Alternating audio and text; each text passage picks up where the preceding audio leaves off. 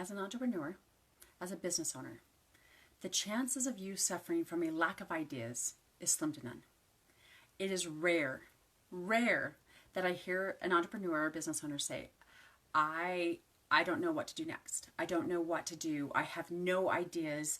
I'm in a slump. I've got this really great business, but now I'm plateaued and I have no idea at all. What I do hear is I have so many things I want. I have so many things I want to create. I don't know what to do first. I don't know what my right next step is. That I hear a lot. We don't suffer from a lack of ideas. We suffer from a lack of focus, a lack of direction. And part of that, I think, stems from years and years of listening to people say, I have this one way, and if you pay me all this money and give me all your time and give me all of your energy and jump into this box, we're going to fold your corners in, we're going to say, shh, shh, shh, don't you talk, I got you. This is how I did it, so this is how you will do it, and you will have the success that I do. I think that's where a lot of it comes from.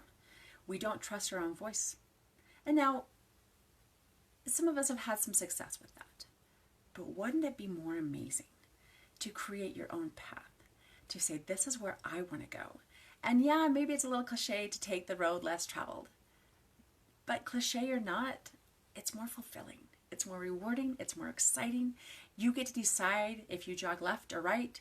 You get to decide if you take a small pause or if a huge sprint forward. You get to decide because it's your path. We talked this week about building your brand equity. And if you didn't catch those trainings on the brand equity and brand legacy, I encourage you, please check out the previous Facebook Lives from Tuesday and Wednesday. They're really kind of cool.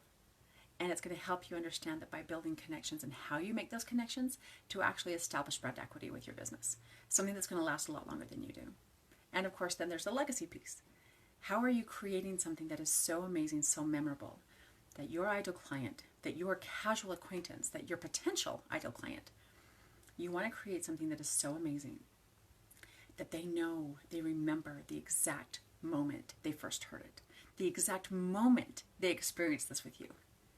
That's legacy. So we listen to those previous trainings if you want a little bit more in-depth information about that. But today I want to talk to you about separating the myth from what you know is the absolute truth. The myth is you have to have it all, you have to do it all, and you have to do it alone. What a crock. What an absolute load. You know, that's the old way of doing things. I don't know if it ever worked, but it sure doesn't work now. It doesn't work for me. I don't like being anywhere where if something amazing happens, I don't have someone to share it with.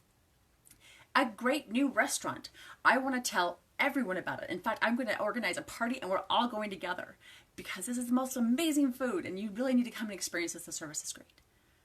That's how it is in business too. There's no reason to do it alone. It's too hard. It's not fun. It's less profitable. It's time to collaborate. The myth that you have to do it by yourself is exactly that. The myth that you have to do it a certain one specific way because that's the way the guru said is also a myth. It's a crock. You don't have to do it. For any of you who have tried those programs, whether it's a 2-week or a 2-year, how's that working for you? Is it perfect? Probably not. Is it frustrating? Probably.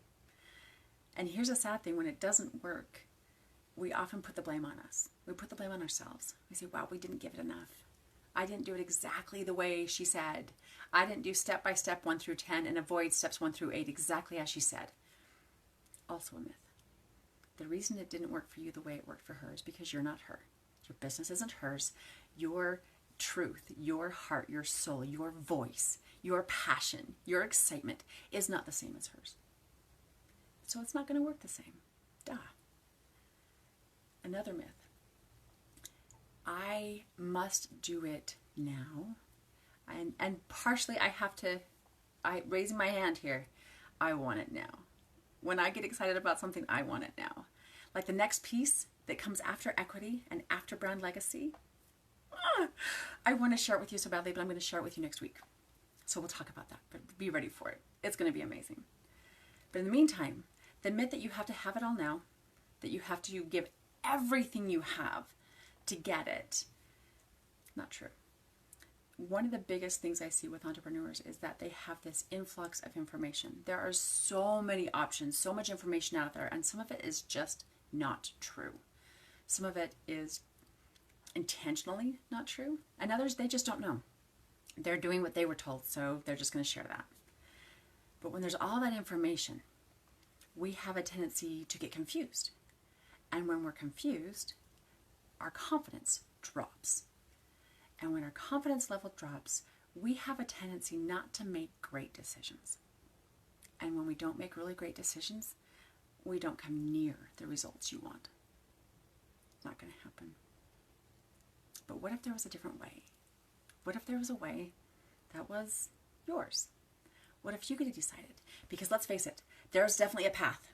There's absolutely a way to get from here to here.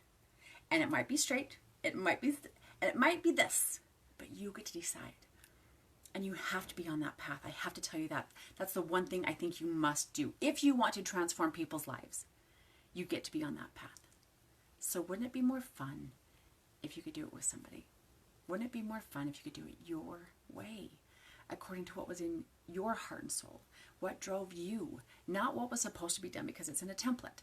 Not something that was supposed to be done because it's on a checklist, but something that made more sense to you and to your ideal clients and to your passion, to your vision, to your mission, to your core values. That's what's coming. That's what's amazing.